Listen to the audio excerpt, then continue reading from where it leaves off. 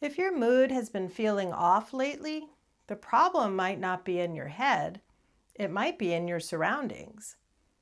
What if simply changing the space around you could lower stress, boost your energy, and even help you sleep better?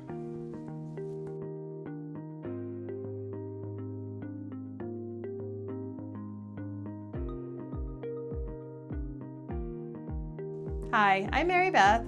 Welcome to my channel if you're new here, or welcome back if we're already friends. You might not realize it, but your environment is quietly shaping your mood, your focus, and even your health. Think about it. Have you ever walked into a cluttered room and instantly felt tense? Or stepped into a space filled with soft light, cozy textures, and thought, I can breathe here. That's environmental self-care, and it's more powerful than you might think. Let's explore that. Today, we're diving into something you might not think of as self-care, but it's actually a huge part of it: environmental self-care. The way we intentionally shape our surroundings to support our mental, emotional, and physical well-being.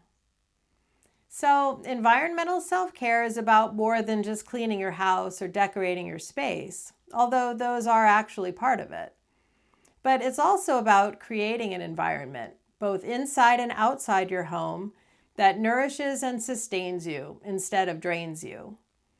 Think about how the lighting in your room can affect your mood.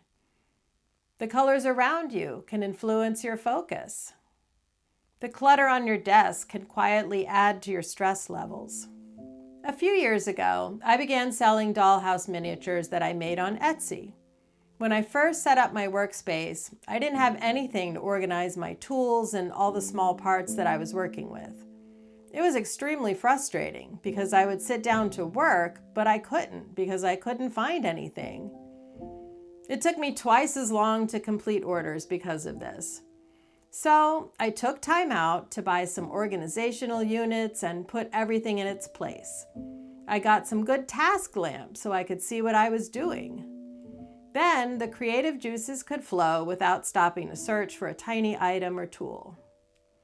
Now, I'll be honest. I know none of this is exactly groundbreaking. A lot of environmental self-care is common sense. Of course, a well-organized and well-lit room feels better than a dark and messy one.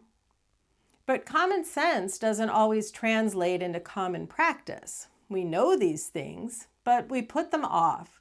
We tell ourselves we'll clean or organize later, or just deal with it because life is so busy.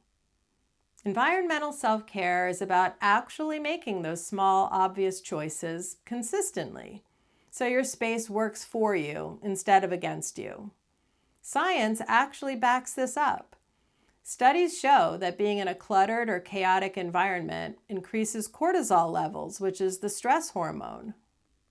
On the flip side, spaces with natural light, plants, and calming colors can improve focus, mood, and even your immune system. So, how do you start practicing environmental self-care? Here are a few ways to make your environment work for you. Number 1, declutter one small space. Start with a drawer, your nightstand, or even just the top of your desk. A little order can bring a lot of calm. Number 2, add nature.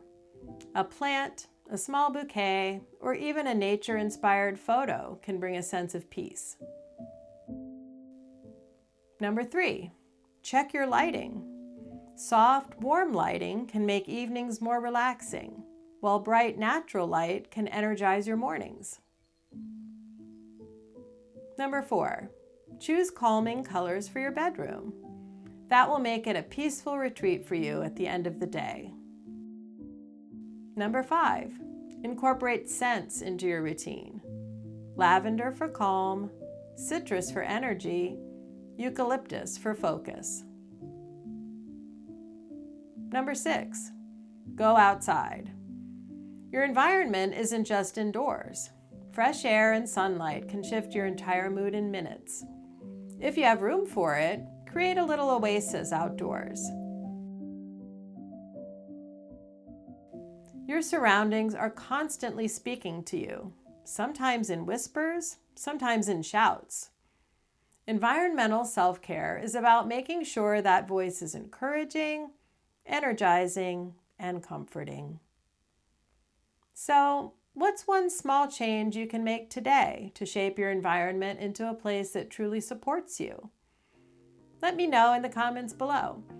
And if you found this helpful, don't forget to like, subscribe, and hit the little bell so you don't miss the rest of the 7 Pillars of Self-Care series. I hope to see you next time.